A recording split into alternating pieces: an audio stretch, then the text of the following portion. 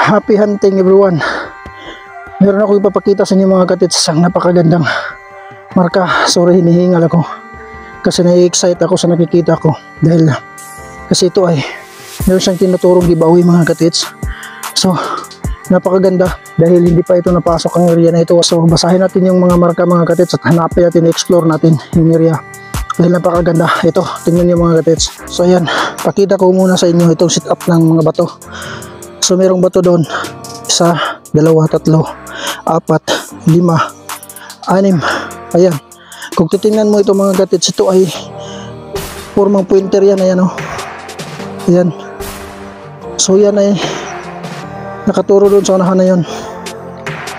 So puntahan natin yan mamaya mga katits. Basahin muna natin itong mga marka, mabilisan lang ito. So ito yung unang nakita ko, meron siyang letter C engraved. Ayan o, at na letter C talaga yan na merong dot. Ayan o.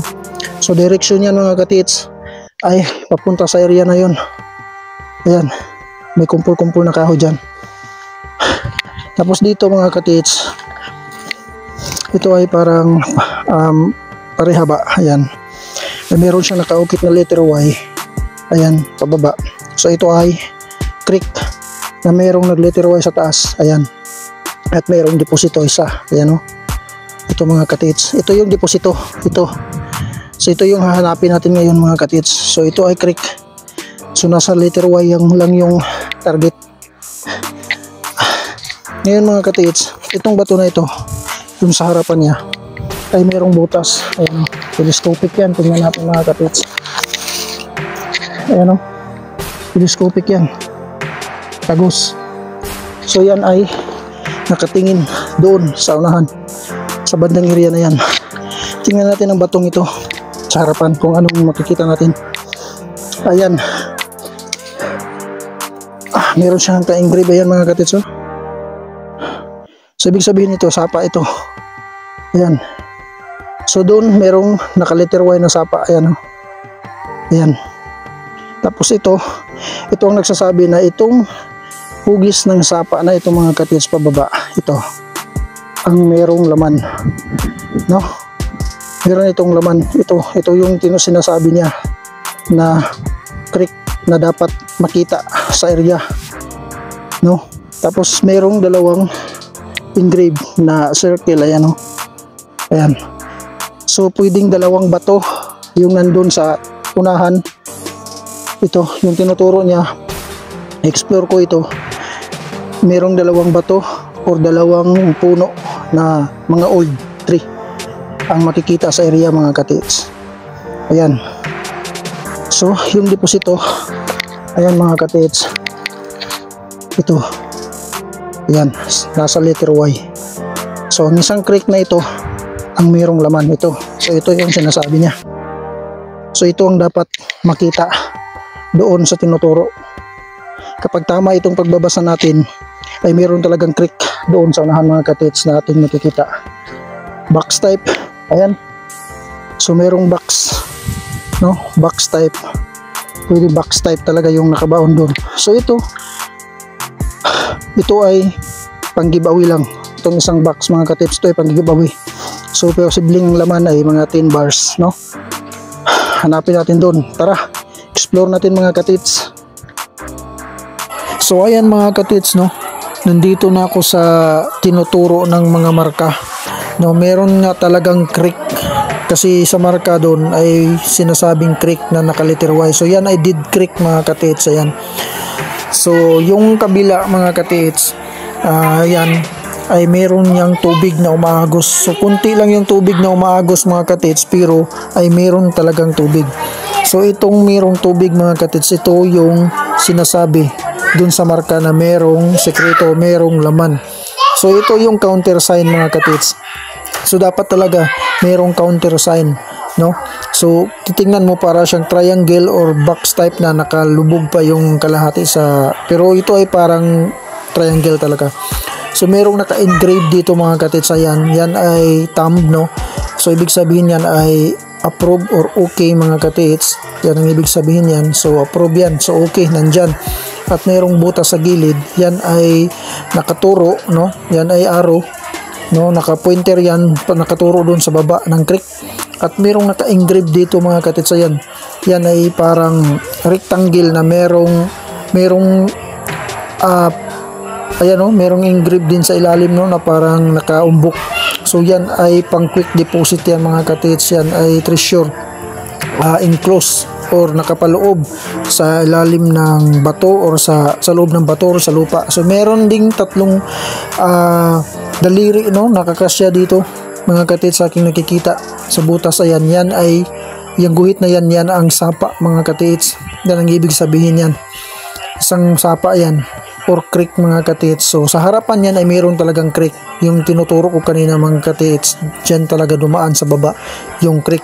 So ang napakaganda ay meron yung guhit na yun mga katits, ay merong duplicate din dun sa baba kasi aking nakita ko na yun. At yan, ibig sabihin yan tatlong daliri, kasya talaga mga katits. So ibig sabihin yan ay madalian or quick deposit, no. So sucker load mga katits. So sa iba naman ay catted eye, kasi yan tingnan nyo, parang catted eye mga katits. So marami nang nakakuha, nakarecover ng mga treasure sa markang ito mga katits. So nandyan sa baba, pupuntahan natin mga katits, papakita ko sa inyo kung ano ang meron sa baba. So yan, merong dalawang punong mangga. Kung naalala niyo yung dalawang nakaukit doon na bilog mga katits, ayan, ay ito yun, merong dalawang puno. So yan ang ibig sabihin yan. Kung walang puno ay merong dalawang bato mga katits. So yan ay countersign or marka mga katits. So merong dalawang punong mangga. Yan ay mga old mango tree na mga katits. At ito nga yung sa baba mga katits. So yan, dyan dumaan yung tubig. Siguro nung unang panahon mga katits ay natabunan yan ng lupa. Kasi ang mga Hapon, yung mga marka nila sa ilalim o HTM, hidden trail marker, ay tinabunan nila ng lupa yan. So sa tagal ng panahon, ilang bagyo nang dumaan mga katits, ay natanggal yung lupa. At meron nang tumambang, ayan, lumabas yung box type na bato. Ayan, kung naalala nyo dun sa marka sa itaas, merong box type din na bato. At dyan meron ding box mga katits. Yan, natabunan pa nga ng lupa yung kalahati. At kung titingnan nyo, yan ay man-made talaga mga katits. Makapal yan, mga almost 2 feet yung kanyang kapal. Ayan, talagang napakaganda. Box type. Kung merong laman yan mga katits, ay sigurado na kung yan ang pinapahiwatig ng markang nandun sa itaas at sa bato na nandyan na merong nakaukit na box type na merong umumbok sa loob, kung yan ang sinasabi, so napakaswerte natin. Pero hindi ko pa na-detect yan mga katits. Kailangan pa natin i-detect yan. Ayan, so napakaganda. So titingnan natin kasi ito yung creek, yung linya mga katits dun sa taas na merong butas, ay ito yun mismo, ito yung creek na ito. Tapos sa bandang gilid niyan ay merong nakasit up mga katits. Ayan, kung nakita nyo, merong line, no? Yan ay nakaturo dyan sa gilid mga katits. So kung nakikita nyo ang kanyang sit up, ayan, ay talagang plastado yan mga katits. Ayan, talagang sinasadya yan. Meron siyang pasukan, ayan, ayan. So tatlong bato. Yung isa parang noon ay ceiling yan mga katits, natumba dahil sa tagal ng panahon, sa bigat ng lupa, kaya siya gumano, bumagsak. So posibleng yan ay ceiling mga katits. So yan bato na kinuha ko, yan ay letter D or pointing, ginawang pointer yan papasok dyan sa loob mga katits. At meron ng pasukan dyan mga katits. So halatang halata na meron talagang tinago dyan sa loob. So talagang napakaganda yung marka. At ito mga katits, kung merong lupa or tubig yan, hindi mo yan makikita mga katits noon, kung may lupa yan. Pero dahil nawala yung lupa, kaya lumabas yung bato na yan na merong naka-engrave na parang dalawang mata na nakatingin sa gilid na yan mga katits. So posibleng yung marker na yan ang final marker nila mga katits na nagtuturo sa tamang dig site o sa tamang pinagbaunan ng kayamanan. So napakaswerte natin mga katits kasi nga sa tingin ko ang nakabaon dito ay box type. So isang box, isang box na merong lamang treasure. So marami nang nakakuhang one box mga katits. Ang laman ay merong 10 bars, merong gold coins at merong mga jewelries. Pero ang mga nakukuha talaga ng karamihan mga katits ay mga gold bars talaga yung laman. So merong 10 barita na ganyan mga katits ang laman kapag 1 box. So hindi natin alam kung gaano kalaki ang box na nakapaloob dyan. Ayan, kung ganyan kalaki mga katits ay siguradong maraming laman.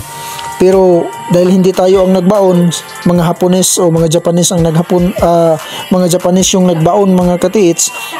So sila lang ang nakakaalam kung gaano kalaki yung kayamanan na binaon nila dyan.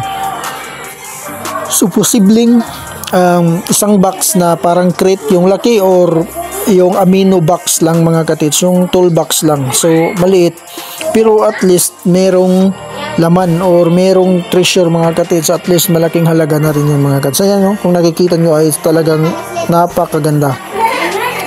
So sa area na yan, mga treasure hunter natin dyan, kapag nakita nyo ang video na to, so pwede kayong mag-comment sa baba kung ano yung mga ideya nyo. Pero para sa akin, sa analysis ko mga katits ay ito yung analysis ko, na 1 box talaga ang nakabaon dyan. At mismo sa gilid ng creek na yan, base sa mga marka na aking nakikita, ay nandyan talaga baon, no, sa gilid na yan. So kung saan nakatingin ang mga mata na yan mga katits, ayan, kung saan nakatingin yan dyan sa gilid ay posibleng nandyan. So i-detect ko muna ito mga katits. Kapag merong detection sa bandang area na yan ay talagang napakaswerte natin mga katits. So ito ay matatawag lang din natin na quick deposit base sa marka, kasi yung 3 daliri mga katits. So quick deposit lang ito mga katits, or sucker load, no, sucker load, pero ito ay nakabaon, no, sa lupa sa gilid. So posibleng merong chamber ito sa gilid, maliit lang mga katits, at kasya lang yung box na nilagay dyan sa loob. So ayun mga katits, sana ay meron kayong nakuhang ideya dito sa pinakita kong video sa inyo mga katits. So happy hunting sa ating lahat mga katits.